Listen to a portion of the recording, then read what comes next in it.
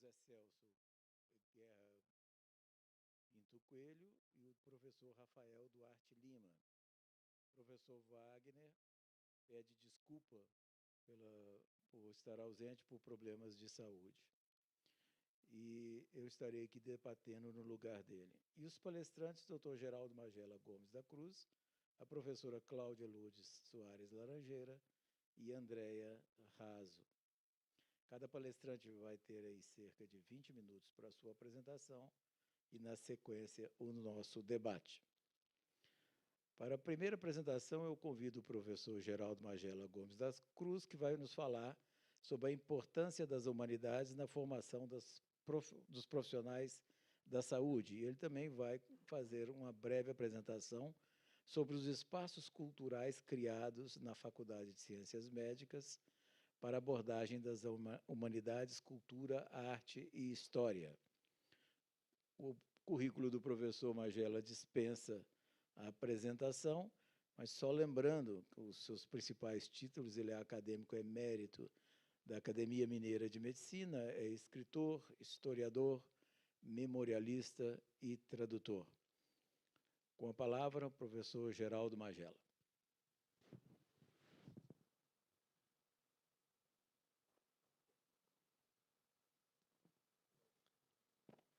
Boa noite a todos. Nós vamos começar cumprimentando o Conselho Diretor da FELUMA, nas pessoas do Wagner, do Nélio, do Marcelo Miranda, a diretoria da FELUMA, o Flávio Amaral, o Túlio Pedrosa e a diretoria da Faculdade de Ciências Médicas de Minas Gerais, Zé Celso Cunha Guerra Pinto Coelho, Rafael Duarte Lima e Jair Leopoldo Raso, na Secretaria-Geral. Cumprimento todos os que estão nos assistindo por live, não é? Tanto alunos como professores, como alguns acadêmicos lá aí da Academia Mineira de Medicina, para quem nós mandamos o convite. Agradecemos, como coordenador da cátedra, a Cláudia Lourdes Soares Laranjeira por ter aceito o nosso convite. Também agradecemos a Andréa por ter aceito o convite para participar dessa live.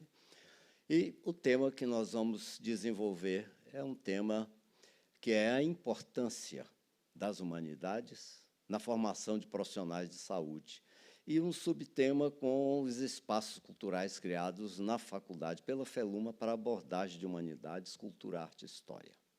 Nós vamos dividir essa apresentação nessas partes e vamos sempre lembrar que nós vamos tratar tudo que é biológico na cor azul, em rosa o que é psíquico e em amarelo o que é social. Nós temos esses três registros e passamos pela vida sempre com ganhos e perdas nesses três registros. E o que acontece é o seguinte, que nós já começamos a ter perdas e ganhos, mas nos interessa falar das perdas, antes mesmo de existirmos, antes de haver o ovo. O espermatozoide já pode ter vindo com uma mutação no cromossoma 8 e a gente tem uma esclerose lateral amiotrófica. Ou o espermatozoide pode ter vindo da Coreia do Norte, não da Coreia do Sul. Então, tanto no social, quanto no biológico, quanto no psíquico, nós passamos por perdas que são as chamadas inatas. E as perdas natas, que ocorrem nos 9 meses que passamos dentro do útero da mãe, desde o ovo, mórula, blástula, embrião, feto. Esses 9 meses podemos cometer erros de mutação, fazer uma trissomia do 21, nascer com a síndrome de Down, misturar cromosoma 8 com cromosoma 22 e acabar formando um cromosoma Filadélfia e termos uma leucemia mieloide na vida adulta. E também pode a mãe fazer uso de talidomida, você nascer sem membros, sem os dedos, não é? E vai ter essa é a fase das perdas natas. E os cuidadores, nós temos aí da primeira infância até os 2, 3 anos no máximo, as perdas que a criança vai passar por elas, né? Porque nós vamos ser fruto do desejo dos cuidadores. Pode ser um assombro ou pode ser um lugar extremamente confortável. Pode a criança ver o pai bater na mãe ou distribuir beijos e flores, não é?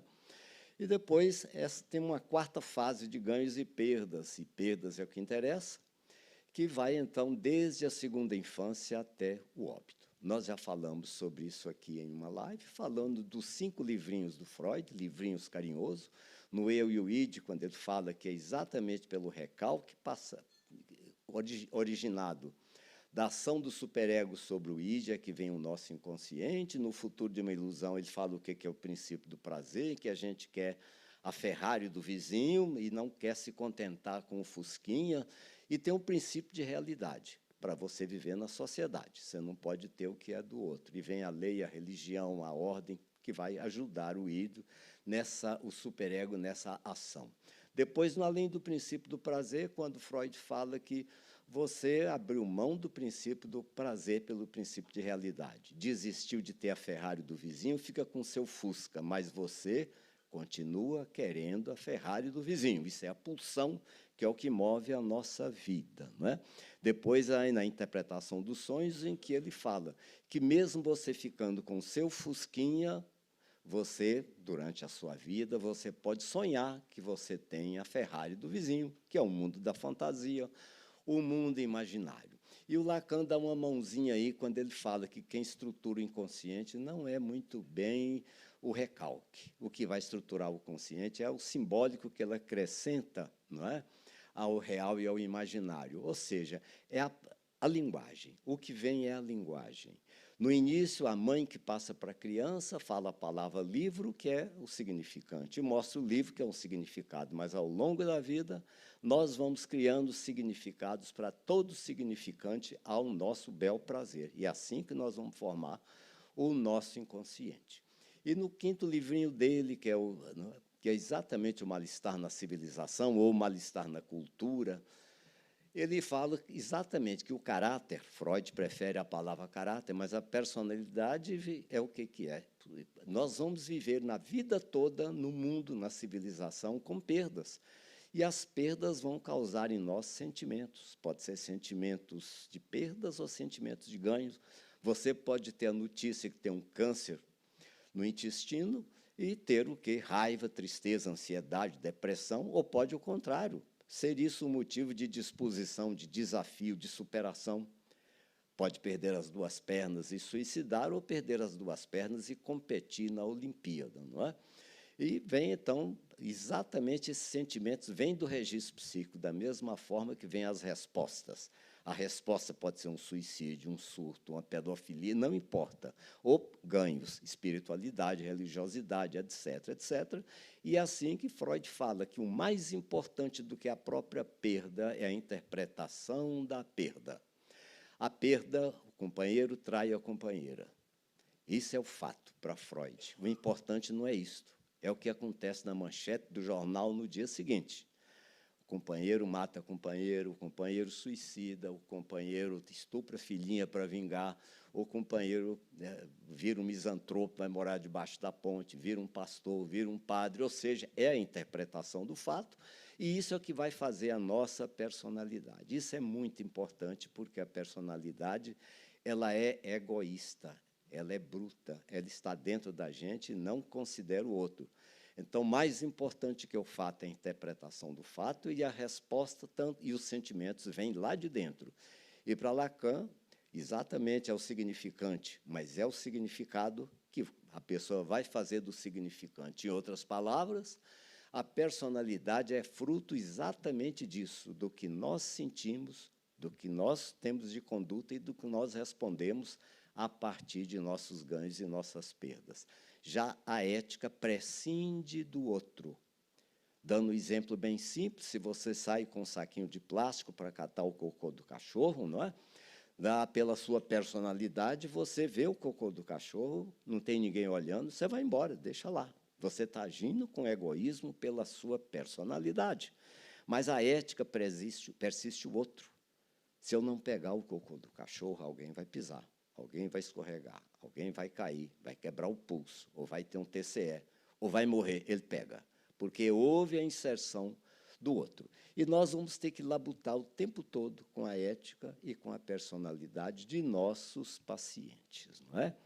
Então, nós temos certamente esses registros, não tem como fugir disso, são esses 3 registros, e a própria Organização Mundial de Saúde define a saúde como sendo um estado de perfeito bem-estar nos 3 registros. Portanto, Doença é exatamente o contrário. É a perda do completo bem-estar nos 3 registros. Não importa se a perda sua foi no registro biológico, perdeu as pernas no acidente de carro, virou um misantropo, está deprimido no registro psíquico, ou perdeu um filho no registro social. Sempre os 3 registros vão pagar o pato. Se você olha só para o registro biológico, você está abordando doença.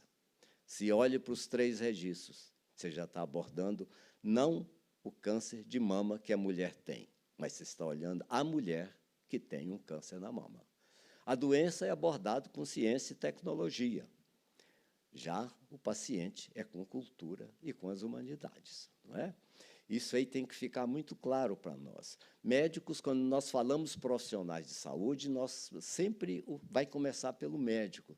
Primeiro, o paciente vai passar pelo médico. Então, a medicina baseada em evidência é a medicina igual para todos. Se você operou 1 milhão de mulheres de câncer de mama de uma forma e deu certo, faça protocolos e todo mundo segue aquele protocolo. Todos são iguais, igual para todos. A menos que você comece a sair para precisão. Além de o câncer ser na mama, você vai abordar de formas diferentes, porque há a mutação do HER2 ou não há, a mutação do BRCA ou não há, BRCA1 ou 2 ou não há, a HLA-G polimórfico não clássico ou não há, ou seja, você vai começar a fazer a medicina por evidência e medicina por precisão. E aqui você vai praticar a medicina totalmente individual, porque você vai abordar a personalidade de cada doente. É um ser humano, um por um.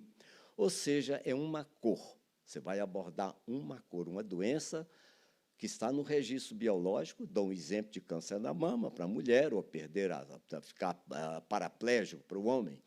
Mas essa pessoa não tem um câncer na mama simplesmente com uma única perda. Já traz perdas lá de trás. Vai ver que ela é obesa, vai ver que ela tem um corpo que ela não gosta, vai ver que ela é hipertensa, ou seja, ela já traz outras perdas. E traz perdas também, além do câncer na mama, as perdas no registro social. Perdeu o emprego, está separada, com dificuldade financeira, não tem um plano de saúde. Então, vem as perdas, está misantrópica, está melancólica, está triste. Ou você vai abordar todas as cores do paciente. Olha bem, se você abordar todas as cores, você está abordando o indivíduo, o ser humano que tem uma doença. Francis Bacon escreveu um livro que é uma maravilha, chama Colors of Good and Evil, Cores do Bem e do Mal, quando ele fala que todas as cores concordam no escuro. No escuro, todas as cores são iguais. E olha aquela frase sublinhada, na escuridão das humanidades do médico, não há cores, só existe o escuro. Então, ele não vai distinguir cores. Então, olha bem, para ver todas as cores do paciente, o profissional de saúde, sobretudo o médico, que é o primeiro contato, ele deve sair do escuro, deve sair da escuridão da caverna de Platão. Ele deve procurar claridade da cultura e das humanidades. Ele deve abordar a doença, que é uma cor só, com toda a tecnologia disponível e indicada, baseada em evidência e baseada em precisão. Sobretudo, deve abordar o paciente com competência em cultura e em humanidades. Então, por que em cultura? Hipócrates já dizia isso, tanto que é a arte que a gente jura e não a ciência. Avicena falava da imaginação, que é maior do que o próprio conhecimento. Paracelso já dizia que o médico é um filósofo e o filósofo tem poder sobre as estrelas. Galeno também já dizia, não é? Que o melhor remédio é também o melhor filósofo. Mas nada melhor para falar de cultura, de falar de arte, do que o maior cientista do século passado, naquele último livrinho dele, Out of My Later Years, Escritos da Maturidade, quando ele fala tudo aquilo que o homem ignora, não existe para ele. O universo se resume ao tamanho da cultura de cada um. Schopenhauer repetiu mesmo quando ele fala: todo homem toma os limites do seu campo de visão, como os limites do seu mundo. Seu campo de visão é cultural, como diz Wittgenstein, não é? É o conhecimento e cultura que limita nosso mundo. E as nossas humanidades? Volta ao próprio Einstein, porque é um cientista para falar para nós de humanidades, quando ele diz: temo o dia em que a tecnologia, a ciência, se sobrepõe à nossa humanidade.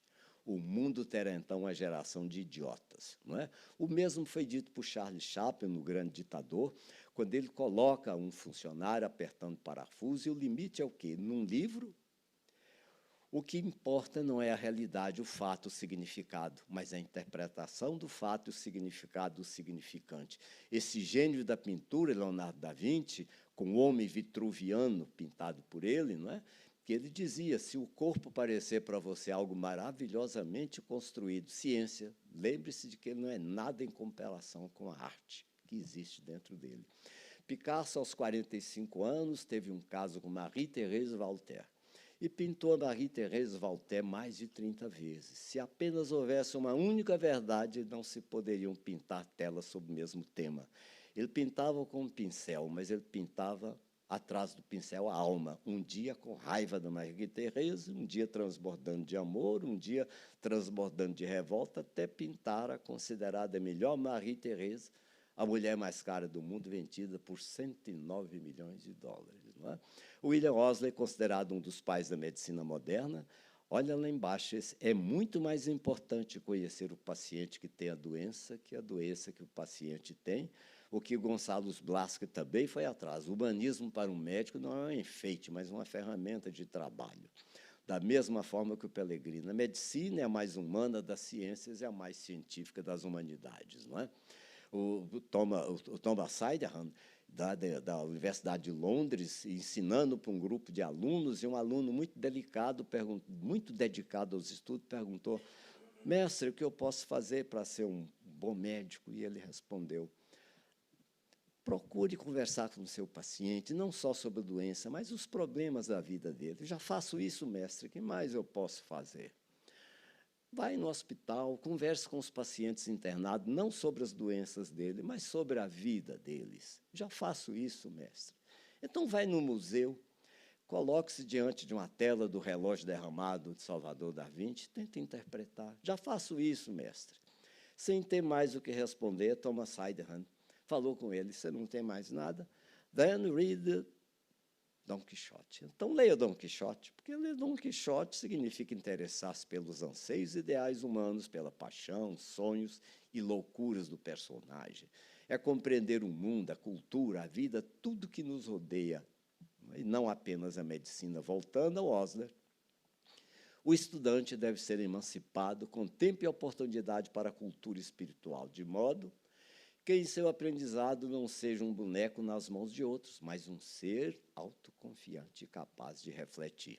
O mesmo foi dito por Jean-Jacques Rousseau, e que hoje seria tão atual, apesar de tantos anos depois, em que ele aconselha tornar o vosso aluno atento aos fenômenos da natureza, não é?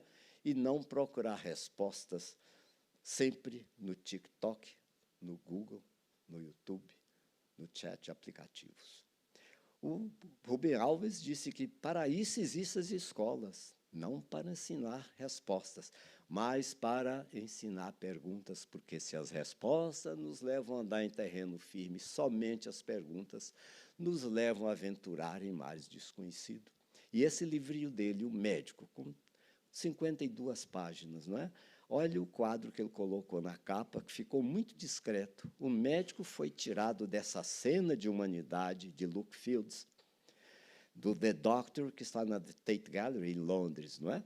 E colocado em uma cena de evidências, onde, ao invés de complementar, a tecnologia torna insignificante as humanidades. E humanidade é tudo. Tudo que se pensar é humanidade. Bom, e os espaços culturais? Pena que o nosso mestre maior não esteja aqui hoje, mas está muito bem representado pelo secretário-geral da faculdade, mas ele, logo que essa instituição saiu dos percalços em que ele vivia, lá pelos anos 2005, em torno de 2005, ele passou a criar instituições aqui dentro, começou com o próprio curso de psicologia, porque é um curso que considera o outro. E começou com a inauguração de auditório Paulo Tupi, com a parte física do Centro de Memória, a inauguração do Centro de Memória em funcionamento, outro auditório professor Moacir Junqueira, um espaço expositivo de mostra, inaugurou o espaço Conhecimento e Saber, professor José Rafael Guerra Pinto Coelho, criou um teatro Feluma, onde nós estamos, criou mais um auditório professor José Elias Murat, e inaugurou a Cátedra Lucasiana. Lá na Cátedra Lucasiana, passando rápido, quantos focos foram dados, e vários deles orientados pelo diretor, pelo Zé Celso, que às vezes me chamava, por exemplo, para esse tema, Rádio Soft Skill para Mindfulness, e o Jair Raso também, foram temas abordando humanidades nessa cátedra. E, então, a Feluma propiciou esses espaços culturais que nenhuma outra instituição privada tem, qualificando e facilitando a inserção de humanidades no currículo de seus cursos pela faculdade.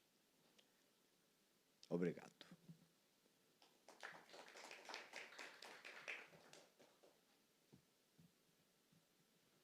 Obrigado, professor. Eu convido agora a professora Cláudia Lourdes Soares Laranjeira, que é médica ginecologista e obstetra, coordenadora do curso de Medicina da Faculdade de Ciências Médicas de Minas Gerais, mestre em Saúde da Mulher pela UFMG e doutoranda do Departamento de Ciências Aplicadas à Cirurgia e Oftalmologia da UFMG. A doutora Cláudia vai nos falar sobre as humanidades na grade curricular dos cursos da Faculdade de Ciências Médicas. Boa noite, doutora. Boa noite. Acho que não está abrindo aqui, está travado. Ah, achei. Ele não apareceu. Quero. Não está funcionando. Não está funcionando. Tá, não. Já aí nem o cursor, nem o...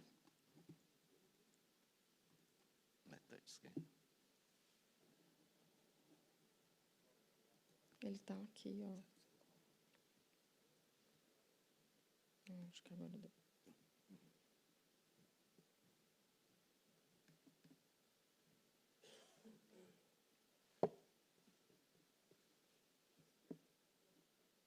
Sim.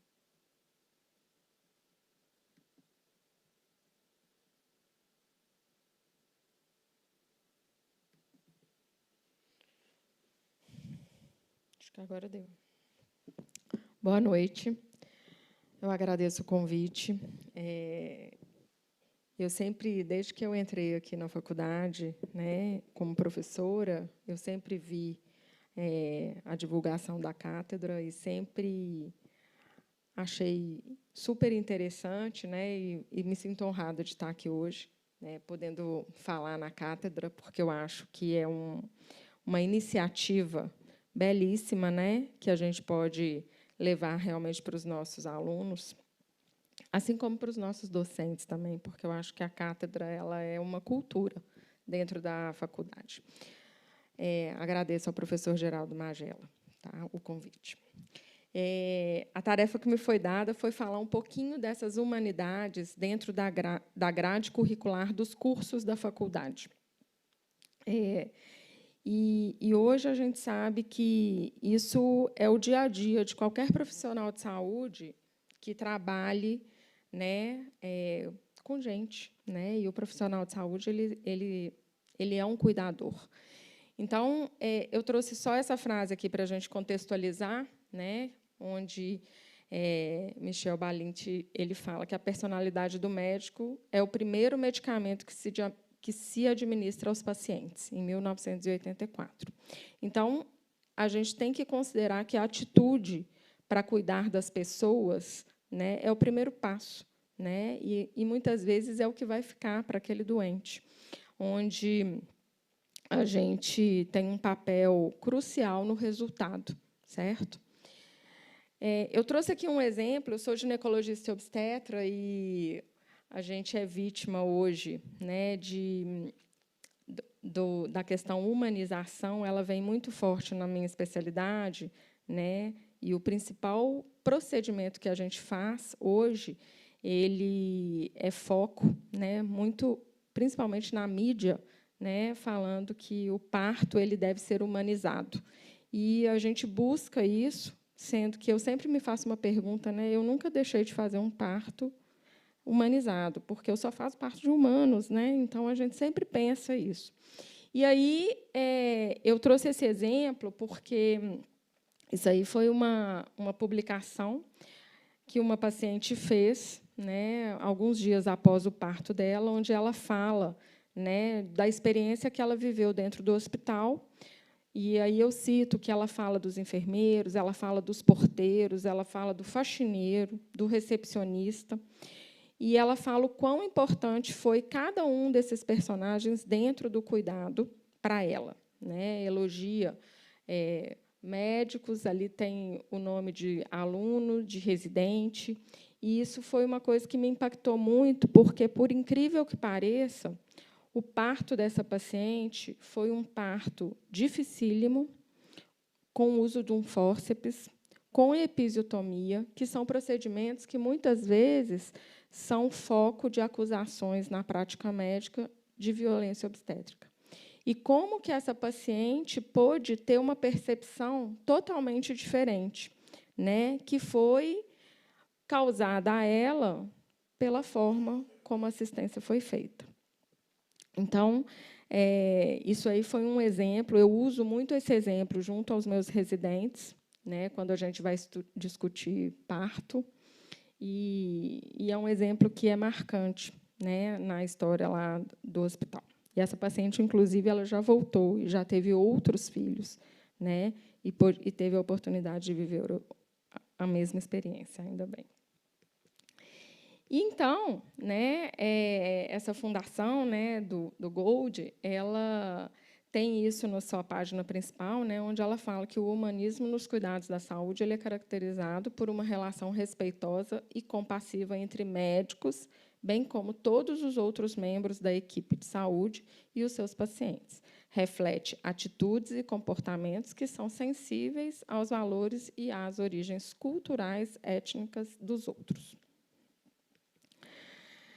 E aí eu queria ser provocativa, né? E aí eu fiquei pensando, né, o que vem na nossa mente quando a gente pensa em humanização, tá? Então, eu trouxe esse QR Code aí para a gente criar uma nuvem de palavras, né? Não sei se quem está online vai poder participar, mas é só pôr nesse site e digitar o código que vocês podem participar. Depois a gente vai mostrar a nuvem que vai surgir, que eu acho que é importante para a nossa discussão no final. Em 2003, surgiu, né, a Política Nacional de Humanização no nosso país, né, onde ela tinha como os principais objetivos fazer uma transformação no modo de cuidar, estimular a comunicação, né, de todos envolvidos nos cuidados com a saúde, e fazer uma corresponsabilidade entre todos os atores, e aí todos os atores, tanto os médicos e toda a equipe envolvida, assim como os pacientes, como os gestores. A partir daí, né, eles descreveram os princípios, né, que vão falar da transversalidade, né, então o cuidado ele tem que estar em todas as políticas de saúde, né, do SUS. Elas devem envolver a Política Nacional de Humanização, né? Todos os projetos eles têm que ter um olhar para a Política Nacional de Humanização.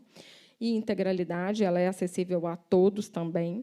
Indissociabilidade entre a atenção e a gestão. Então, a alta direção de qualquer instituição, de qualquer faculdade, ela tem que estar envolvida com as políticas de humanização, né? Então, isso é fato, a atenção, desde da portaria até a alta gestão, ela tem que estar envolvida, e a gente tem que dar protagonismo a todos os atores. Para isso, a gente precisa envolvê-los, a gente precisa, aí eu vou citar a ética, né, mais uma vez, a autonomia de todos tem que ser respeitada, com uma corresponsabilidade. Então, a gente tem que entender que o paciente é parte do tratamento, né, isso é um princípio básico, né, da humanização.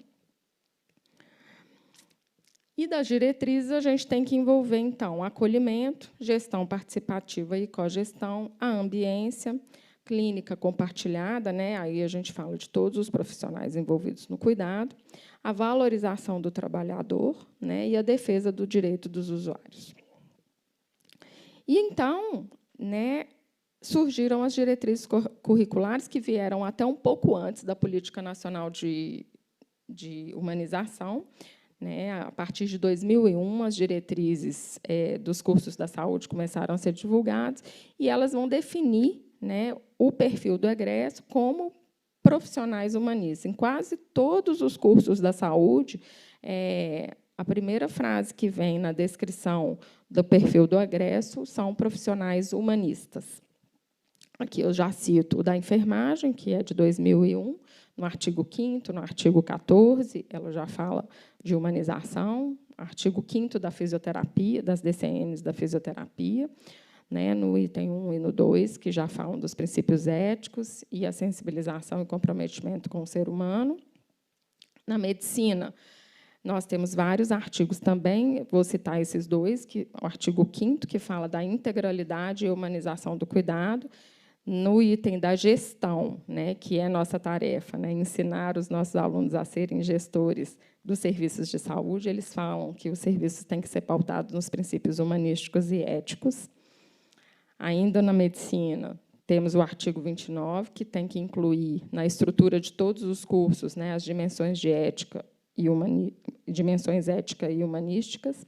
Ciências humanas e sociais, aí, lembrando aqui o que o doutor Magela acabou de falar sobre as ciências sociais, né, que é muito importante a gente ter isso dentro do curso, no eixo transversal da formação. Na odontologia, a gente tem também que promover a humanização, como está citado no artigo 5º e no artigo 17, que é a estrutura curricular que deve envolver as dimensões éticas e humanísticas. Na psicologia, que é um curso que não é enquadrado como área da saúde, mas ele tem um papel de interface muito grande com os cursos da saúde. Então, eles também têm as questões humanísticas dentro das DCNs. Qual que é o nosso grande desafio, né? Quando a gente fala de humanidades, são várias áreas envolvidas, né? Não vou ser repetitiva aqui, o professor Magela falou isso muito bem, né? A ética, a filosofia, a história, política, antropologia, psicologia e as questões sociais, bioéticas e culturais, né? Então, para a gente envolver, né, qualquer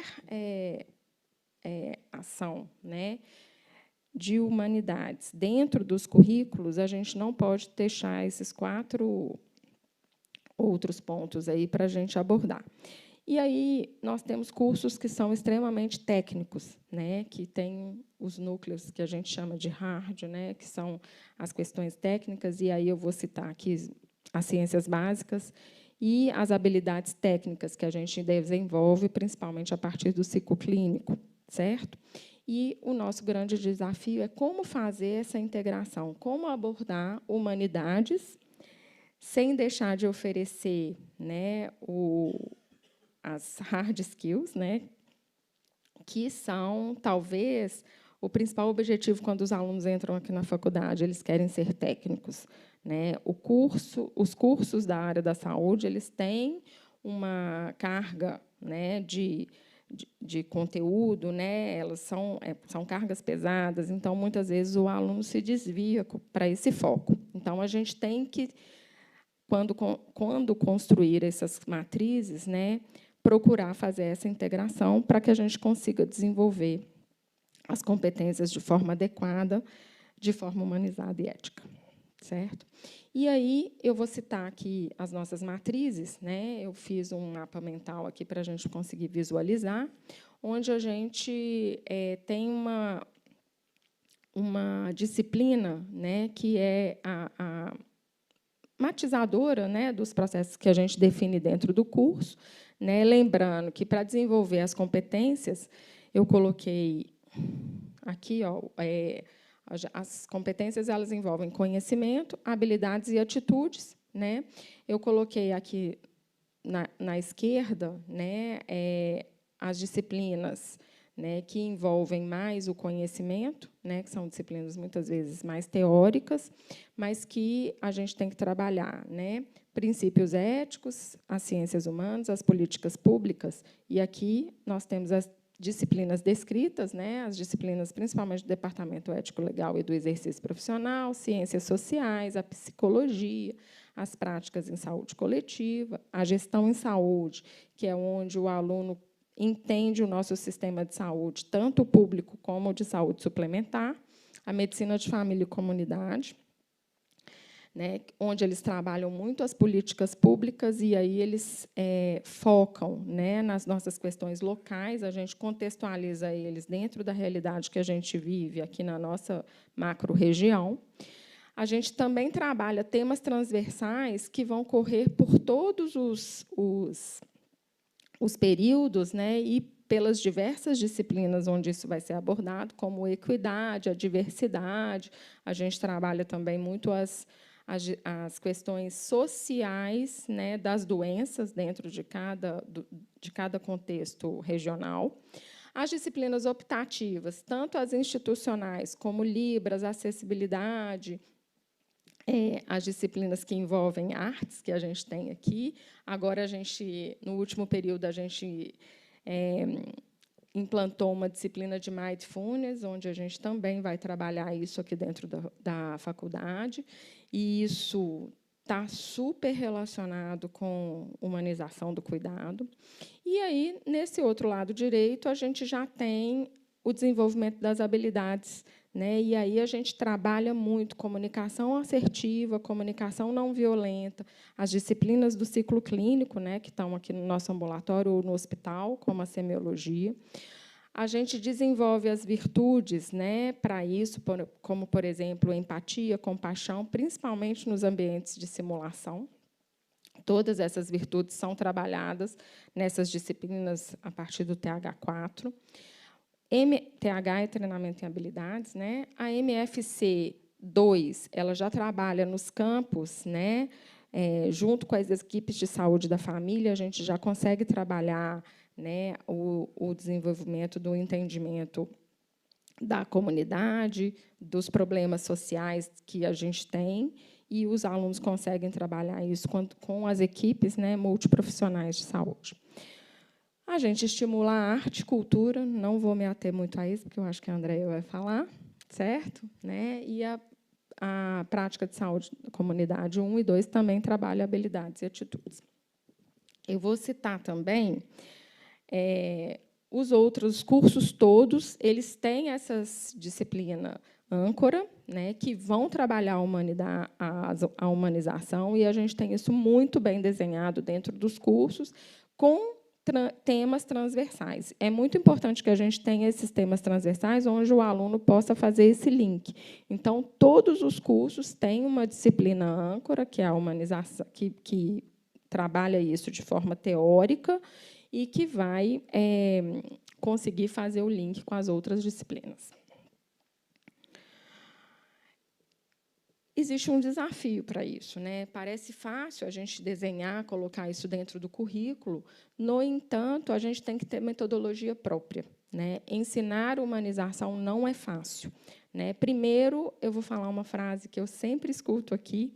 O professor Rafael gosta muito de falar, né, que a melhor forma de ensinar é o exemplo. Aliás, ele é o único, né? Então, o exemplo dos nossos professores para o exercício da humanização talvez seja uma das coisas mais importantes aqui dentro da faculdade. E a gente também desenvolve isso nas nossas capacitações docentes. A gente sempre tem temas relacionados à humanização dentro das nossas capacitações docentes. Mas a gente tem que trabalhar tanto cognitivo, como apreciativo, como comunicativo. E aí, para isso, a gente tem técnicas específicas, né? Como a escrita reflexiva. A gente sabe que o aluno que descreve o próprio atendimento que ele faz, ele desenvolve uma capacidade de refletir sobre as ações. A medicina narrativa, a gente tem disciplinas que trabalham isso, como, por exemplo, as disciplinas de integração curricular. Os diários clínicos, que a gente também tem essas atividades dentro de algumas disciplinas dentro do psicoclínico, o portfólio, que muitos internatos trabalham, onde o aluno pode discutir em grupos, né, o que aconteceu em determinada manhã naquela enfermaria, por exemplo. As artes e humanidades, vou de novo deixar para a Andréia, ela vai falar melhor disso, tenho certeza. O teatro, né, a gamificação, onde o aluno pode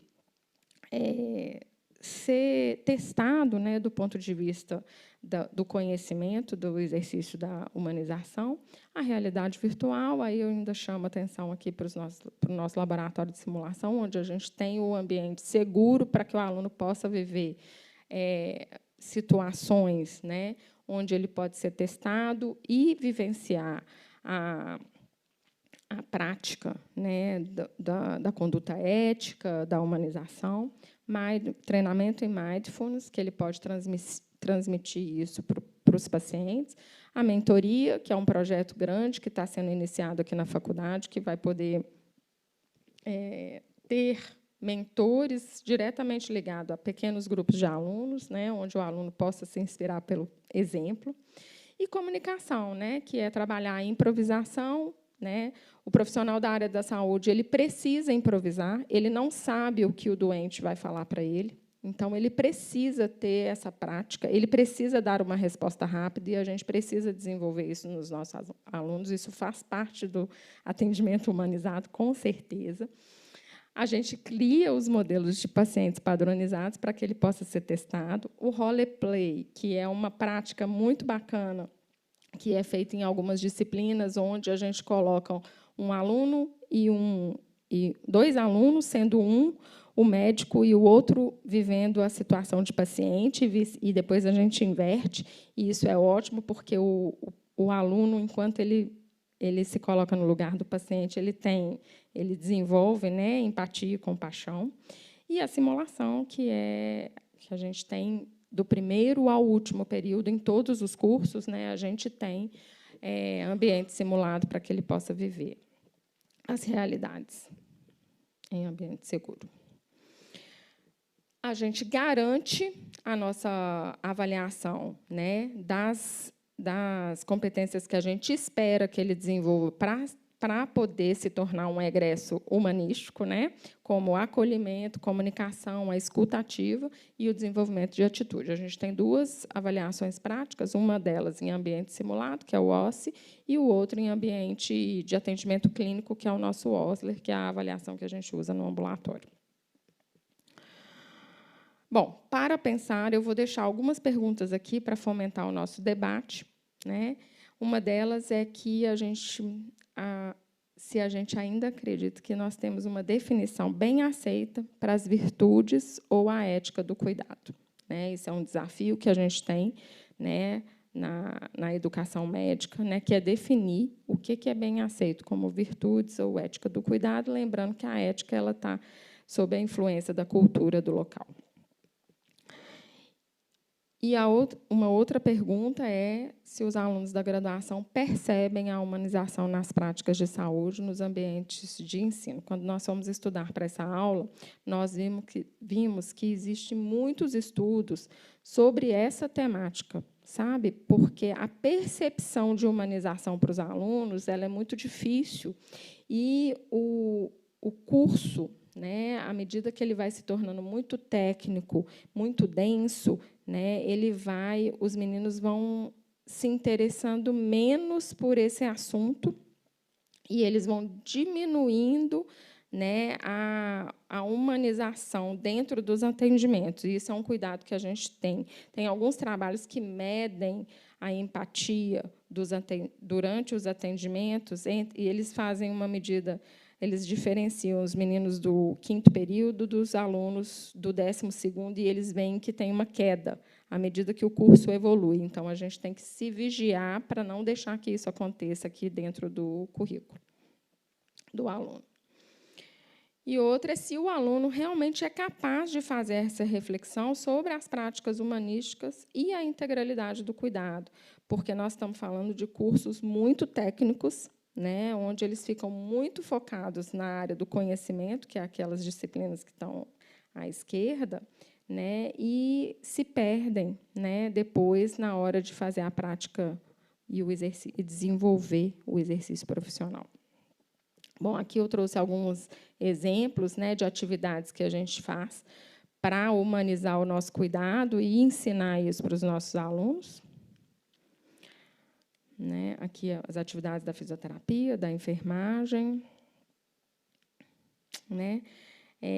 Queria agradecer a coordenação da medicina. Nós construímos juntos essa aula, né, e exemplificar, né, que essa equipe, né, ela faz a cogestão, né, a gente trabalha dentro das disciplinas para que a gente consiga cumprir o currículo e garantir, né, o ensino das humanidades aqui dentro da faculdade, que é as referências. Tá? Obrigada. Obrigado, doutora Cláudia. Eu gostaria de convidar agora a Andréia Maria Vale da Silveira Raso, que vai nos falar sobre o Teatro Feluma e as humanidades na Faculdade de Ciências Médicas. A Andréia ela é psicóloga, especialista em psicologia clínica e hospitalar. Ela é mestre em psicologia pela PUC Minas, tem MBA em gestão e saúde pela Fundação Getúlio Vargas, é artista plástica, profissional das artes cênicas e é curadora do Teatro Feluma.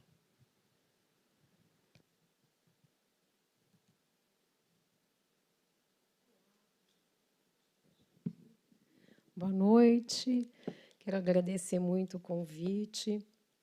É uma honra estar aqui junto, né? Minha voz está um pouquinho ruim, mas o coração está ótimo para falar de um assunto que me é muito caro. Eu sou da pré-história da humanização, então eu participei assim, muito intensamente dos movimentos em prol da humanização, tanto na área de saúde pública, no SUS, quanto nos serviços privados. Então, o convite foi para falar o que acontece aqui em cima, onde nós estamos, no Teatro Feluma, em relação a essas humanidades aqui na faculdade. Como esse é um espaço que trata essa questão tão importante. E aí a gente tem... Meninos, não está passando. Deixa eu ver se eu passo por aqui. Não, eu sei, está no meio. Bem, eu vou ver se passa por aqui. Só um minutinho.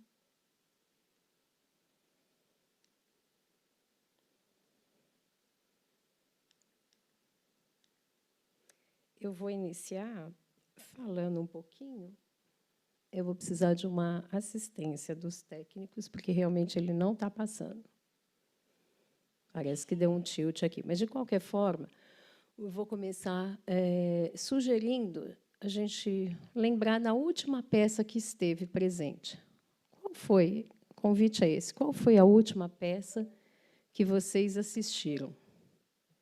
Foi uma comédia? Foi um drama? Foi um musical? E o que esse espetáculo marcou? Será que ele tocou de forma especial em algum assunto? Você saiu feliz do teatro ou você saiu profundamente incomodado? Por que eu estou pontuando isso? Porque a arte, o teatro é o lugar do encontro.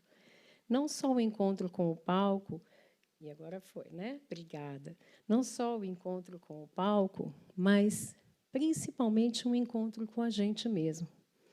É a partir desse espelhamento com o que acontece aqui em cima que muitos insights acontecem no espectador, no reconhecimento do seu sofrimento, no reconhecimento das suas superações, né?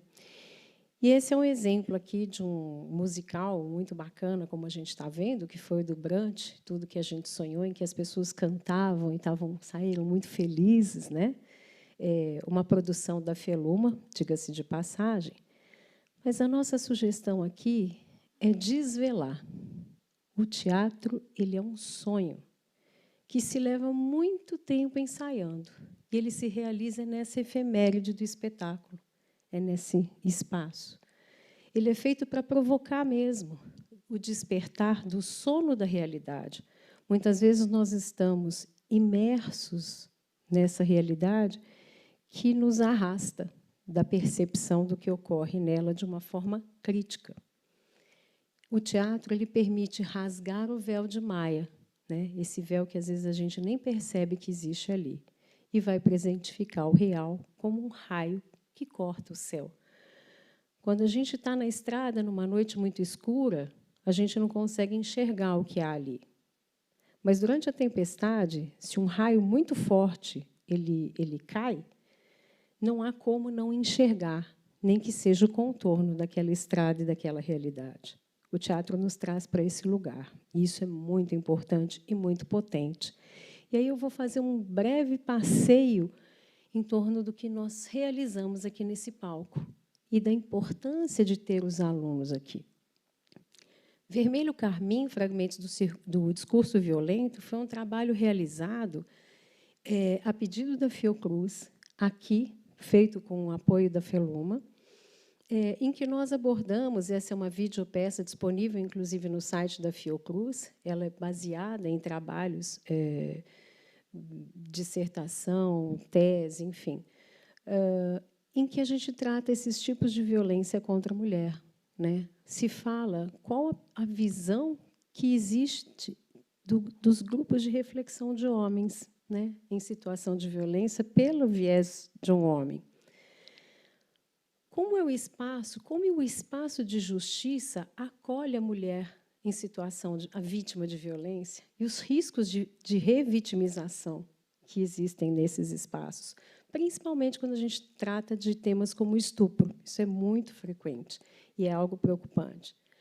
Os riscos que os profissionais de saúde eles têm no seu exercício de trabalho. A questão do machismo, da misoginia. Então, quantas temáticas uma peça traz para esse palco? Então, se eu tenho os alunos aqui dos diversos cursos, e aí eu não estou falando do público, eu vou falar especificamente dos alunos, essa é uma aula potencial que tem camadas possíveis de discussão e que, inclusive, a própria sociedade se apropria. Quando a gente vê ali, né, que a Assembleia promover um debate usando a peça, né, como parâmetro, isso é muito bacana. Maio, antes que você me esqueça, é uma outra peça que fala sobre Alzheimer. Mas é só sobre o Alzheimer? Ela fala sobre o lugar do afeto nas relações pai-filho.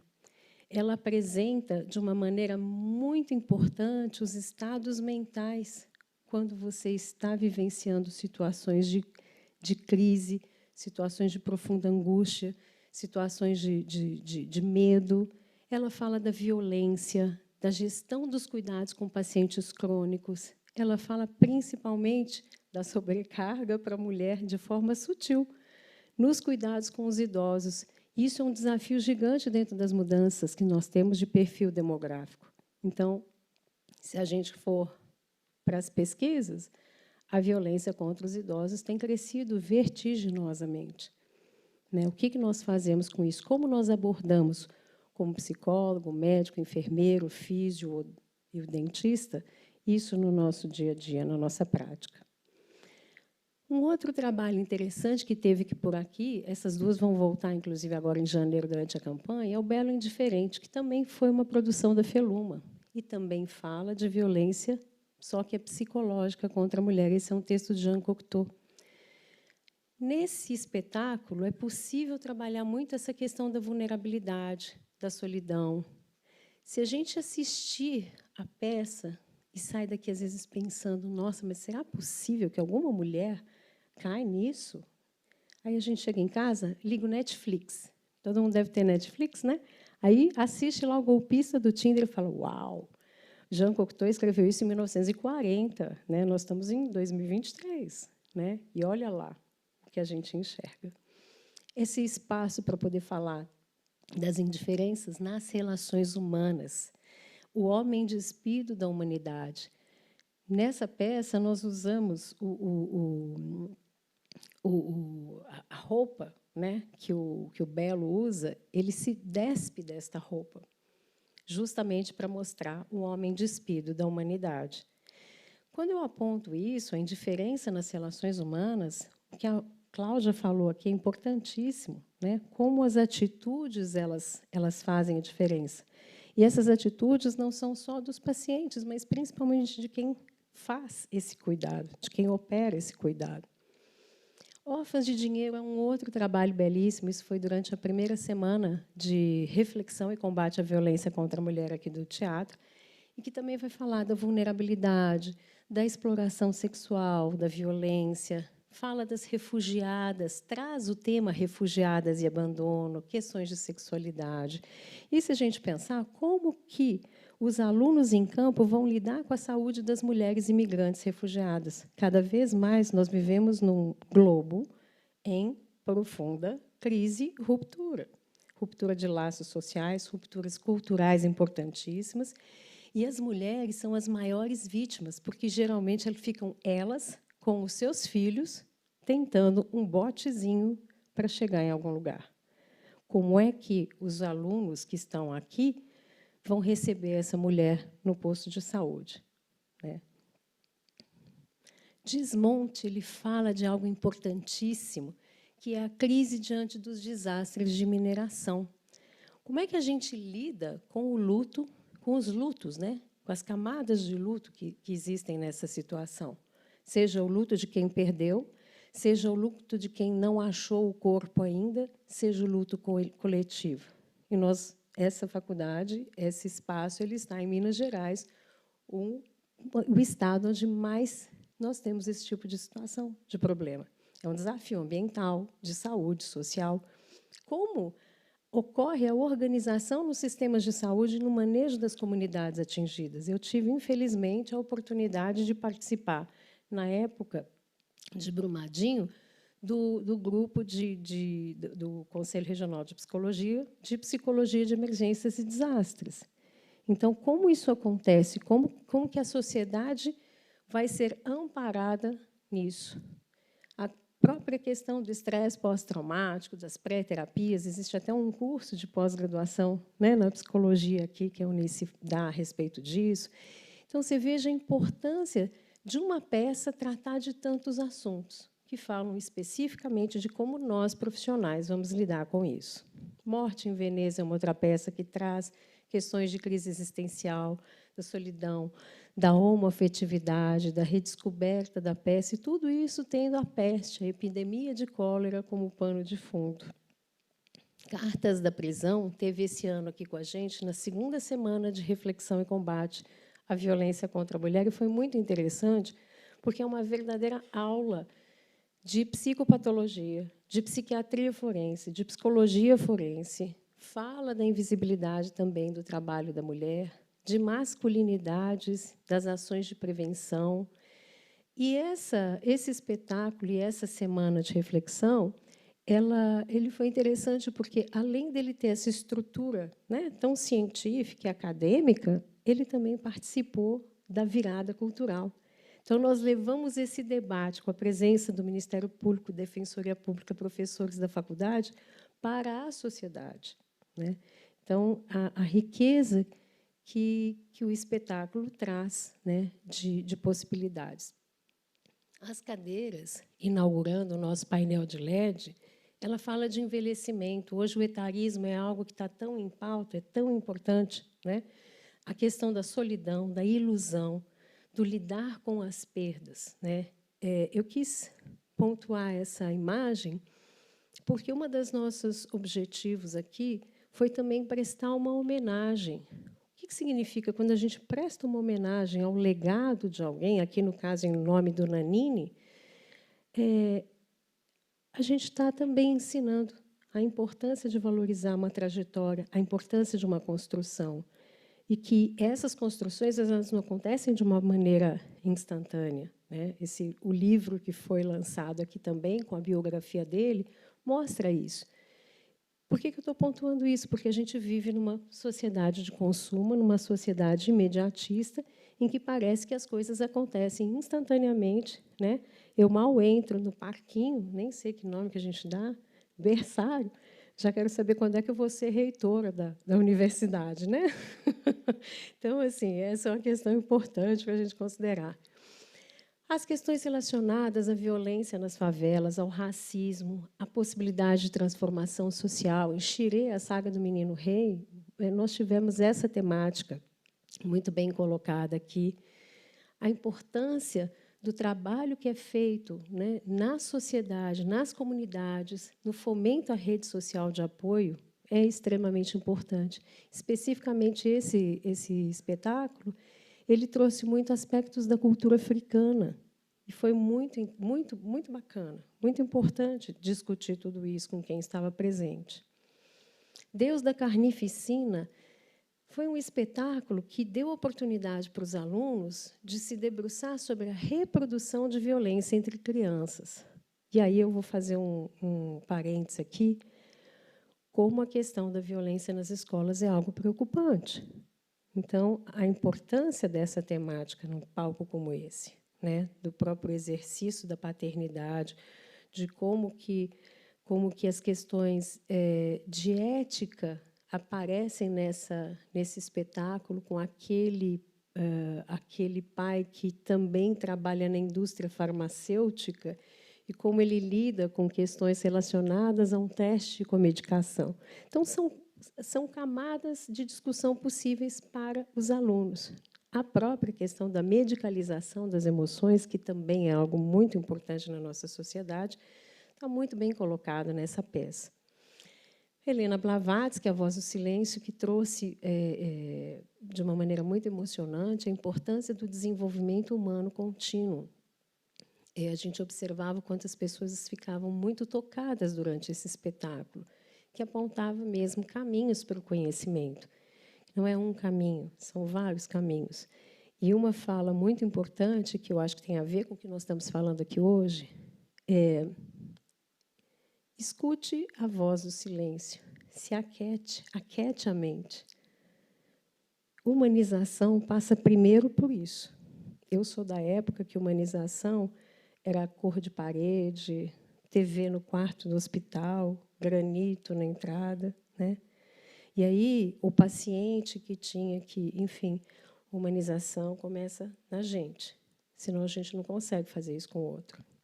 Quem vai ficar com Juca é uma comédia tão leve, mas que traz um cachorro no lugar de psicólogo. Isso aí parece um divã, né? E é uma comédia leve, mas por que a gente escolhe isso? Porque ela fala de algo importantíssimo, que são as relações afetivas contemporâneas, o lugar que os pets têm tido em relação ao afeto das pessoas. E as pesquisas mostram que cresce o número, ali no jornal da USP, cresce o número de famílias que preferem ter pets em vez de crianças, em vez de filhos, né? A importância das terapias assistidas por animais, os protocolos de visita hospitalar de animais. Então, são temas que estão no nosso dia a dia da saúde. E muitas vezes, com uma comédia muito leve, muito simples, você está trazendo a possibilidade de se debruçar sobre essa temática. O Toró, que fala de mineridade, traz uma tradução de Shakespeare. Essa é uma aula de criatividade, né? Tem muita musicalidade, muito humor, e é um espetáculo interessantíssimo, porque eles traduziram A Tempestade de Shakespeare, que é uma peça super bacana, para o mineirês. Então, olha que quando a gente fala ali das atitudes, né, criatividade é uma delas, fundamental para a gente criar. Nós temos aqui, nós somos o espaço da orquestra, da Jovem Orquestra de Ouro Branco, que é residente aqui no teatro, né, que é um projeto social relevante, belíssimo, que eu convido vocês a assistir uma vez por mês, mais ou menos, eles estão aqui. E é muito interessante, porque a gente observa o quanto esses jovens, o quanto é potente para esses jovens estar aqui nesse teatro, né? O curso livre de teatro, nós temos a possibilidade de ofertar para os alunos essa experimentação, esse espaço de se experimentar, esse espaço que possibilita você ir próximo de determinados sentimentos, emoções e condições humanas que, muitas vezes, a gente não chega muito perto, até por medo, né? Como é que caminhar naquele espaço mais difícil? Que trabalha integração, que também trabalha a vivência do trabalho de criação, de produção coletiva, e em saúde a gente não faz nada sozinho. Obviamente, pode ser um espaço potencial de desenvolvimento pessoal, interpessoal, da comunicação, da criatividade e da empatia, na medida que eu experimento também o que é estar no lugar de um personagem, eu também experimento, eu aprimoro essas capacidades. Eu não combinei, juro, com a Cláudia, mas o curso livre de teatro ele favorece o desenvolvimento de competência, sim. E se a gente pensar que a atitude é o que está lá no topo, né, naquela do chazinho mesmo, competência do conhecimento, habilidade, atitude, essa parte do hard, né, do pesado, do importantíssimo, ele está ali no conhecimento e na habilidade, mas é a atitude que vai fazer a diferença, de você saber usar, inclusive, tudo isso, né? E aqui é um exemplo de uma... Eu quis registrar isso porque foi uma surpresa muito bacana. Nós estávamos com uma peça em cartaz no Galpão Cine Horto, maio. E aí, essa foi uma aula de alunos da Faculdade de Medicina da UFMG, que uma professora levou. A aula hoje vai ser no teatro tal. E levou para assistir a peça, e para discutir, e para ter o debate, né? Aqui, no caso, é só pegar o elevador ou a escada, né? Então, bacana estar aí junto. Algumas outras ações que mostram esse olhar de fora para a importância do espaço de artes cênicas no fazer em saúde, né? O Dia do Médico, esse ano, da Unimed, ele foi feito aqui. Foi um trabalho de um mês, né, Jair? Feito com médicos cooperados para a criação de cenas. Foi um trabalho muito bonito, muito rico, né, num espaço de criação. A Semana de Psicologia, nós tivemos uma peça, ela não é Simone, ele não é ninguém, né, uma comédia inexistencialista, e que teve uma discussão, um debate também depois, com a participação de professores, do elenco. Então, a importância desses espaços, né?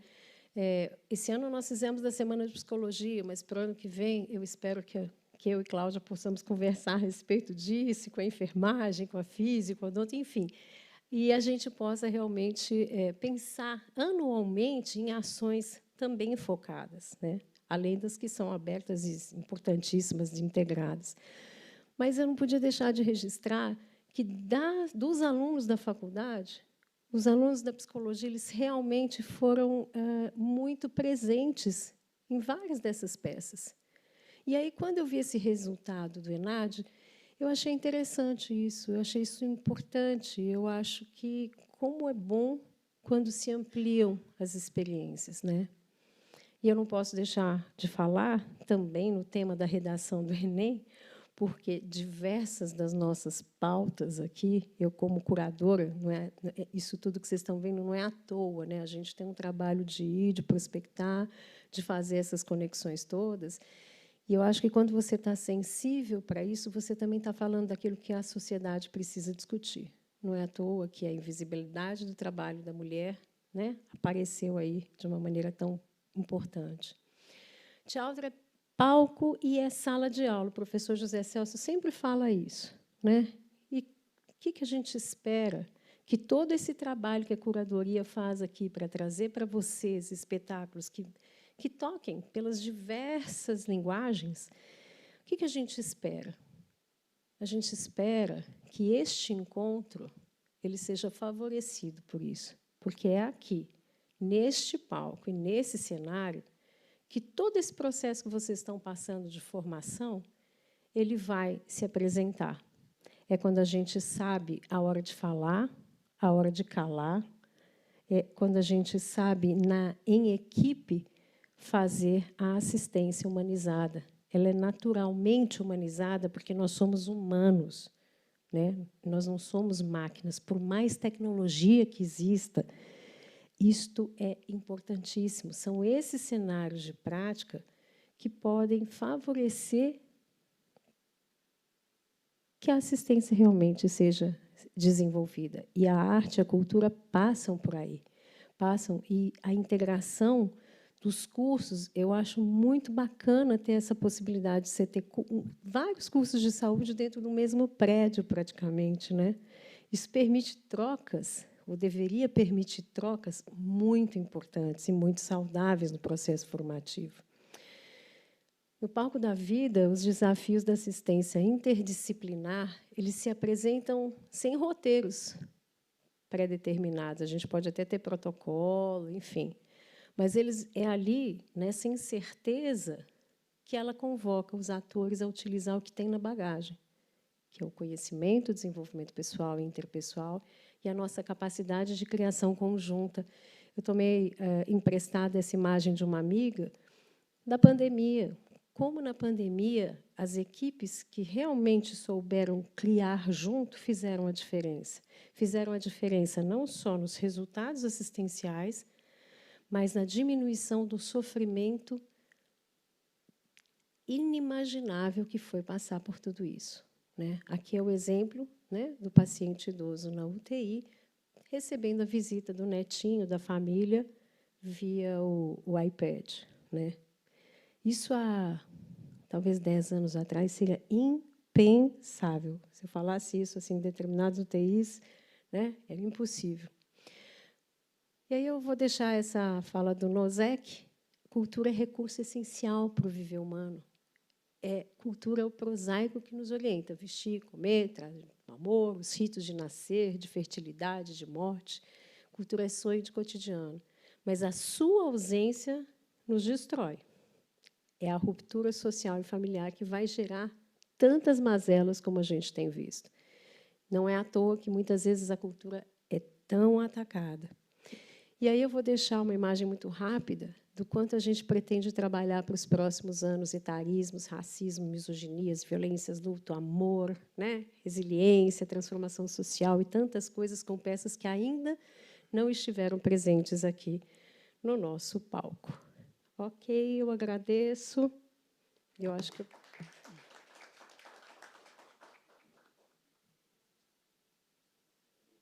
Obrigado, Andréia. Agora eu vou passar para os seus comentários a palavra para o professor Rafael, vice-diretor da Faculdade de Ciências Médicas. Obrigado, Jair. Primeiro, boa noite, cumprimento a todos aqui na mesa. Agradeço o convite de estar participando, professor Geraldo Magela. Parabenizo as falas do senhor, professora Cláudia, professora Andréia, e parabenizo fazendo um gancho, já dentro da reflexão que a professora Cláudia colocou, né, se os alunos da graduação são capazes de entender as estratégias, mais ou menos isso, né, professora, de humanização que são utilizadas dentro da escola. E eu diria que, se eles estiverem assistindo essa Lucasiana, já é um excelente começo.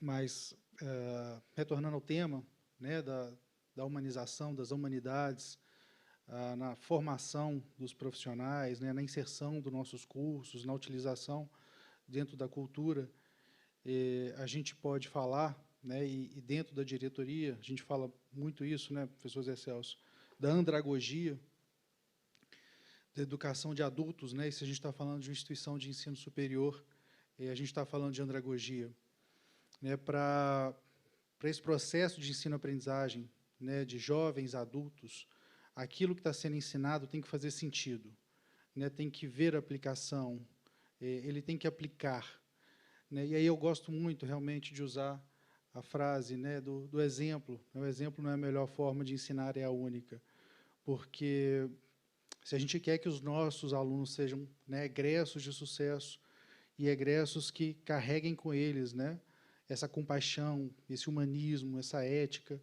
é preciso que eles vejam isso dentro da nossa instituição, em qualquer ambiente, né, nos ambientes administrativos, nos ambientes pedagógicos.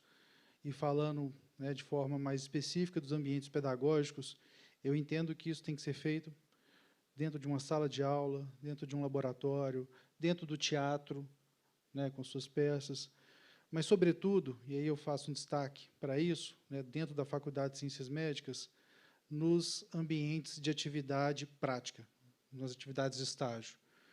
E aí eu reforço, né, o nosso modelo docente assistencial, que é um modelo de exemplo, é um modelo de excelência, uma carga horária muito grande, onde os nossos alunos têm a oportunidade de vivenciar a profissão deles e enxergar ali no professor, no preceptor, no ambiente de ensino, no cenário de prática que ele está atuando, esse humanismo, né, essas atitudes que são tomadas, essas decisões são tomadas ali dentro daquele ambiente, para que ele já vislumbre e desenvolva as suas capacidades.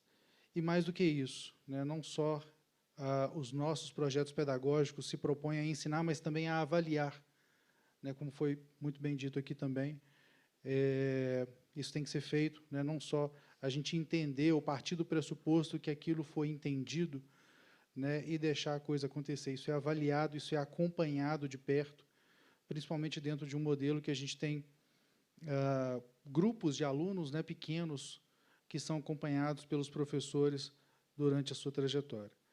Eu entendo que é claro, né, como todo projeto pedagógico, que é dinâmico, que precisa evoluir, nós estamos no caminho certo, mas eu enxergo já as ciências médicas como sendo uma escola de um grande diferencial que aborda esses temas, né, não somente em disciplinas, né, mas de maneira transversal em todo o projeto pedagógico, né. Eu acho que é isso, professor Jair. Obrigado. Obrigado, Rafael. Convido agora o professor José Celso, diretor da Faculdade de Ciências Médicas, para os seus comentários. Bom, boa noite a todos, né? Primeiro, parabenizar pelas apresentações. E eu fiquei assistindo essas apresentações e fiquei lembrando da minha vocação para ser professor. Quando eu fui convidado para ser professor em 2010, no final de 2009, eu entrei aqui na faculdade em 2010, eu sou ex-aluno da faculdade. O que me moveu foi, nos 17 anos que eu tinha na época de formado, o meu contato com pacientes que não eram examinados pelos colegas. Eu sou endoscopista, eu sou um médico de ponta, eu sou um ultra especialista. Então, os pacientes, às vezes, chegavam para a gente, o médico não tinha conversado, não tinha examinado, não tinha olhado, não tinha palpado. Aquilo ia me incomodando. Quando eu fui convidado, o que me moveu foi exatamente isso. Assim, eu vou ser professor de semiologia e, se eu conseguir, para o meu grupinho de prática, mostrar para eles como as coisas devem ser, eu vou morrer em paz. Então, essa foi a minha vocação para ser professor. Quando eu fui convidado para ser coordenador do curso, eu só aceitei quando eu entendi que aí eu ia poder meter a mão em todas as disciplinas da faculdade. E aí não era só a minha turminha da semiologia, e eu teria a oportunidade, no curso de medicina, de fazer um curso de medicina integralmente do jeito que eu gostaria de estudar nele. Então, isso foi o que me moveu. E, no começo dessa caminhada, eu fui apresentado no currículo que existia na época a disciplina de humanização em saúde. E eu não entendia por que existia uma disciplina dessa. Na minha época, quando eu estudei, não existia essa disciplina. Chamei a professora para conversar, e a professora falou: olha, porque nós estamos formando médicos desumanizados. Ou seja, o que para mim era impensável, diante da minha formação pessoal, cultural e, inclusive, aqui na faculdade, era uma realidade. Na hora que essa professora falou isso para mim, eu lembrei da minha vocação anterior. Falei, é por isso que eu aceitei ser professor. E, a partir desse momento, fiquei muito feliz com as apresentações todas. Mas, a partir desse momento, um dos meus objetivos como coordenador do curso de medicina foi modificar isso. A gente tinha disciplinas de ética que não conversavam com a de bioética, que não conversavam com a medicina legal. Enfim, a gente tinha um currículo em caixinhas, né, um modelo flexneriano clássico, né? Então, dentro de tudo que aconteceu aqui na faculdade nesses anos, esse foi um direcionamento. E o primeiro que eu ataquei foi a disciplina de medicina legal, porque eu tinha um pedido de demissão na minha mesa de um grande professor, foi meu professor aqui, homenageado da minha turma, e eu falei assim, eu não posso aceitar a demissão desse professor. Eu tenho que conversar com ele, eu tenho que reverter isso. O que está acontecendo? E, através da conversa com esse professor, foi que eu integrei o que hoje, fico muito feliz de ver a sua apresentação, Cláudia, é um eixo maduro que discute ética, bioética e, enfim, todas as questões relacionadas ao exercício da profissão. Então, assim, eu fiquei vendo a Lucasiana hoje e eu fiquei muito feliz de ver, porque muita da minha vocação para estar aqui hoje com vocês, ela vem disso, né? E fiquei feliz de ver o tanto que isso evoluiu, o tanto que o curso de medicina, depois que eu saí de lá para a diretoria da faculdade, o quanto que o curso melhorou.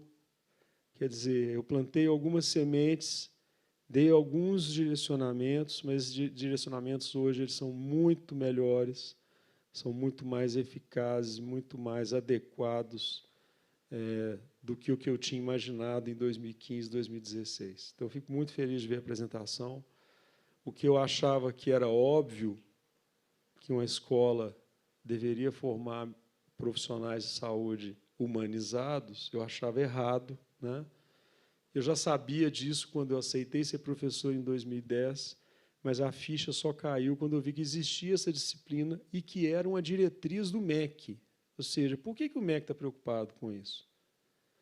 E é aí que eu fui entender. Então, muito da minha trajetória aqui, como coordenador de curso e diretor da faculdade, ela vem disso que vocês falaram, né? Eu gostei muito da apresentação do professor Geraldo Magela. Ele retratou os espaços. Acho que a gente tem que sempre voltar no Wagner. Isso aqui onde a gente está é uma obsessão do Wagner, né? Tudo que a Andrea nos mostrou aqui só é possível por causa disso, né? Eu lembro quando o teatro foi inaugurado e logo meses depois veio a pandemia, o tanto que esse teatro nos foi útil durante a pandemia. E eu falava com o professor Jair que o teatro tem que ser uma sala de aula, o teatro tem que ser um laboratório da faculdade. Se a gente não fizer isso, a gente não integra o teatro na formação dos nossos alunos. E fiquei feliz de você lembrar dessa frase, porque realmente assim a pandemia nos ajudou muito nisso, né?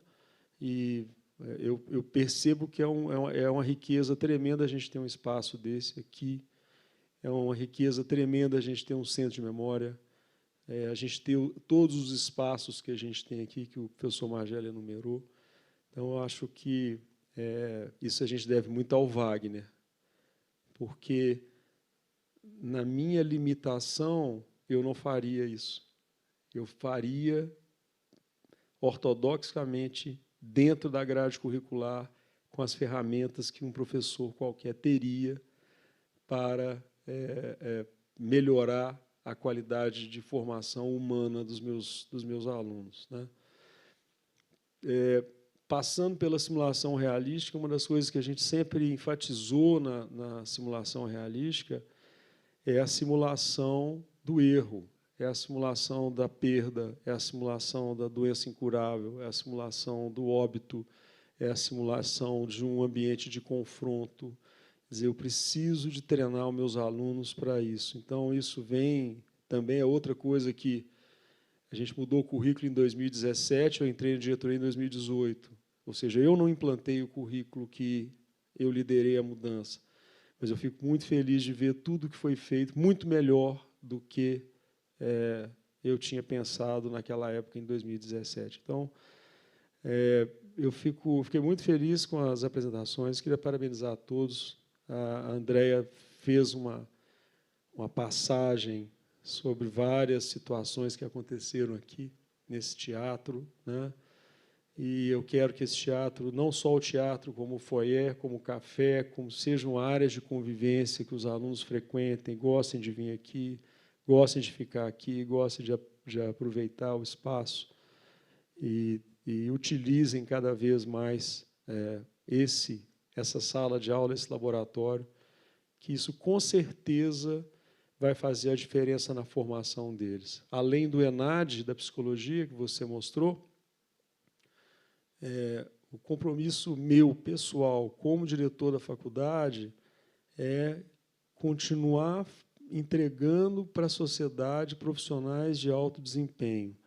E, quando a gente fala de alto desempenho, a gente fala na integralidade. Eu li um artigo há pouco tempo, acho que até mandei para a Cláudia, do Cláudio Lotenberg, que ele fala da diferença do cuidar e tratar.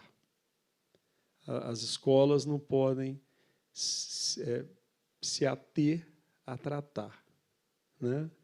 As escolas têm que ensinar a cuidar. Então, acho que esse artigo do Cláudio é muito bem redigido.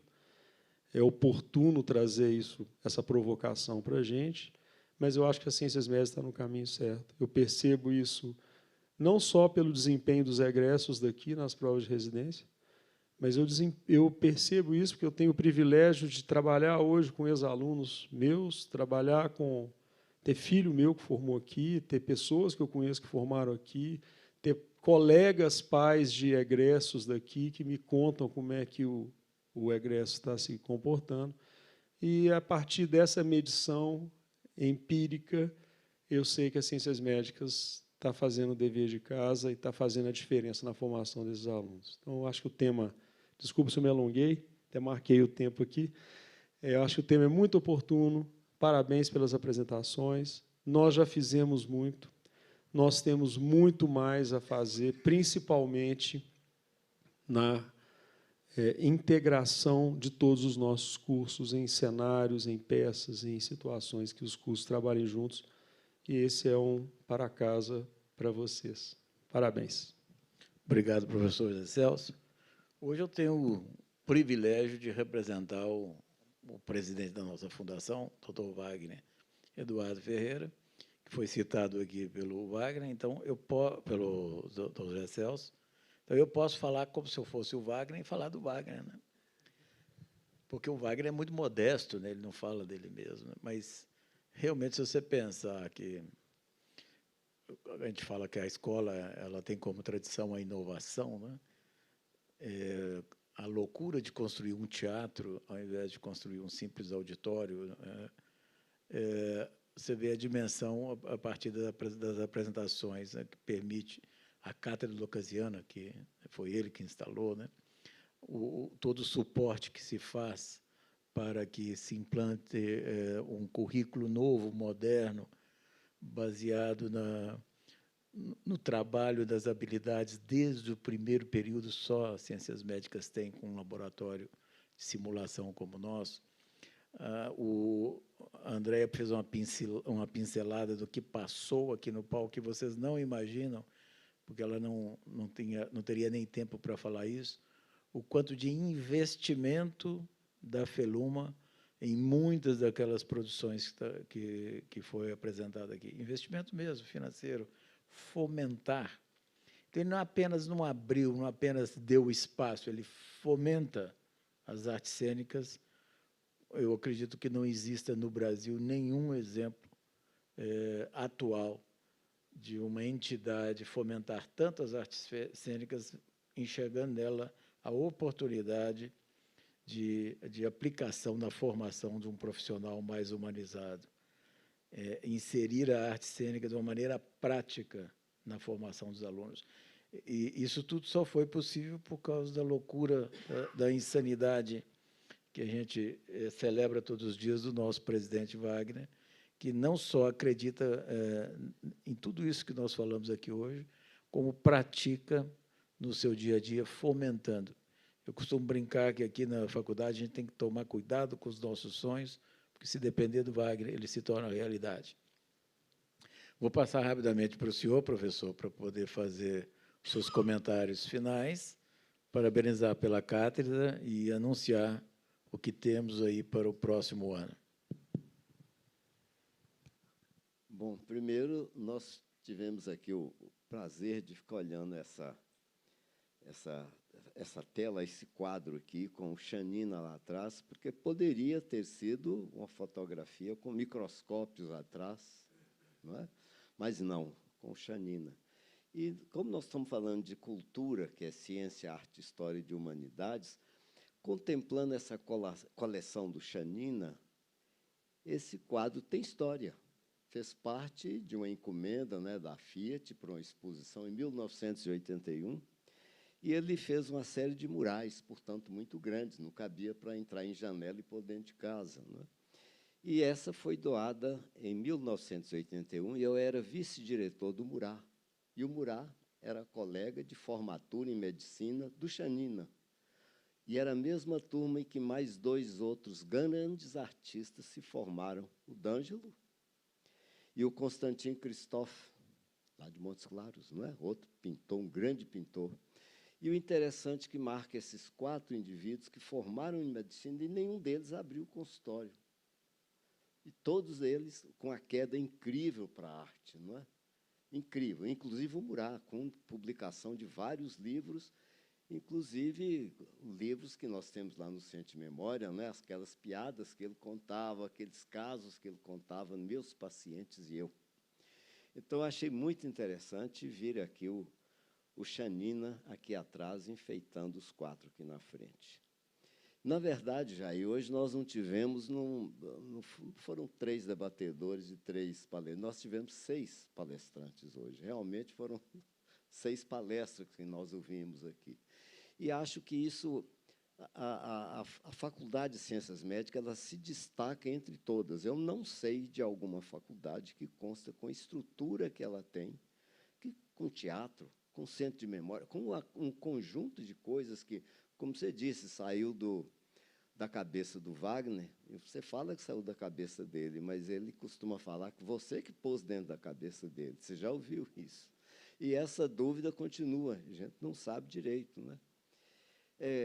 Quero, assim, agradecer a vocês 3 que vieram como, né, para debater, para coordenar, mas, na verdade, fizeram 3 palestras. E as palestrantes, né? E esperamos ver aqui, muitas vezes, né? Você falou, por exemplo, das peças, a peça Maio. Não posso me esquecer de Maio, né? Que eu vi 2 vezes, em 2 encenações de Maio, antes que você me esqueça. E a primeira delas, você me permita fazer uma graduação. Eu preferi a primeira, preferi as 2, mas a primeira, o que marca é o artista que vocês colocaram para interpretar, que foi o próprio D'Angelo, né?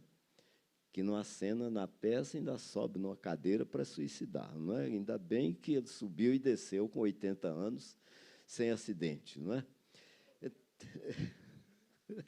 Então, é o seguinte, nós estamos planejando e já deixamos o convite feito para as Lucasianas do ano que vem. A gente tem um plano da primeira Lucasiana ser aí, acho que em março nós tínhamos colocado, abril, desculpem, seria em abril. E vai ser um tema interessante, porque é um tema muito atual, em que o mito da caverna de Platão, 2 pontos, né? Um tema milenário e tão atual, porque quanta gente ainda vive dentro da caverna de Platão, com a fogueira atrás, vendo o que querem nos mostrar na frente, né? Então, vai ser esse tema. E, muito provavelmente, o segundo tema será genética e psique, causa ou consequência. Porque hoje nós estamos numa luta sem saber se nós temos explicações genéticas para tanta coisa que acontece, é o psique que leva a epigenética a pregar peças, não é? Então, são esses gostaria de falar. E lamentar, lógico, a falta do Wagner, que deve estar nos vendo, né? Mas fica tranquilo, que foi muito bem representado aqui por você. Antes de encerrar, caso alguém queira fazer uso da palavra. Eu gostaria só de parabenizar o senhor por ter convidado 2 senhoras para brilhantar a noite aqui, porque a cada lucasiana era muito masculina. Então, dessa vez, o senhor brilhou. Está muito bolinha, né? O senhor brilhou. Tem que ser um pouco luluzinho, não pode só bolinha. Né? Então, eu gostaria de agradecer. Querem falar alguma coisa? Só deixar o convite para esse fim de semana, que nós vamos receber o pormenor de ausência, que é justamente a história do Guimarães Rosa na luta pela imortalidade na Academia de Letras. Né? Então, é um espetáculo belíssimo. Ele vai estar em cartaz aqui com a gente sábado e domingo. Esse é imperdível. Imperdível. Eu já, inclusive, pedi para a reserva do meu bilhete. Estaria aqui no sábado, às 8h. Boa noite a todos e obrigado por Doutora assistirem. Cláudia, Não, boa noite. Não? Quero agradecer. Eu acho Cláudia, que... por favor. Não, eu só quero agradecer. Eu acho que foi muito bom ter participado pela primeira vez. Estou muito honrada. Né? Adorei a experiência. E, assim, eu gostei das falas, porque, a partir do ano que vem, eu acho que a escola tem uma tarefa, né, que é fazer realmente essa integração dos cursos, porque eu acho que isso tem muito a ver com humanização, com integralidade, do cuidado. E eu sempre brinco, né, lá no NDE, nas reuniões, e eu falo o seguinte, eu falo assim, o curso acontece dentro do mesmo prédio, né, mas os alunos se encontram muito pouco. Acho que eles deviam se encontrar mais, porque, quando eles se tornam egressos, eles trabalham juntos. Né? Então, a gente faz uma escola, nós temos 5 cursos, e os cursos ainda acontecem de forma muito distante um do outro. Os currículos podem se cruzar mais. Né? Então, a gente, inclusive, tem um projeto, assim, vou dar um pouco de spoiler aqui, né, que é fazer as simulações multiprofissionais, né, com participação de todos os cursos. Então, para isso, a gente tem que criar um horário. Parece fácil na hora que a gente fala, né? O Rafael está me olhando ali, porque a gente sabe o quão difícil é a gente conseguir construir um horário e que a gente coloque alunos juntos, dentro da mesma atividade curricular, né, dos vários cursos. Mas nós vamos conseguir. Né? É difícil, mas não é impossível, de forma alguma. E só lembrando que essa carta já está disponível na nossa página do YouTube, na página da faculdade. Então, uma boa noite a todos.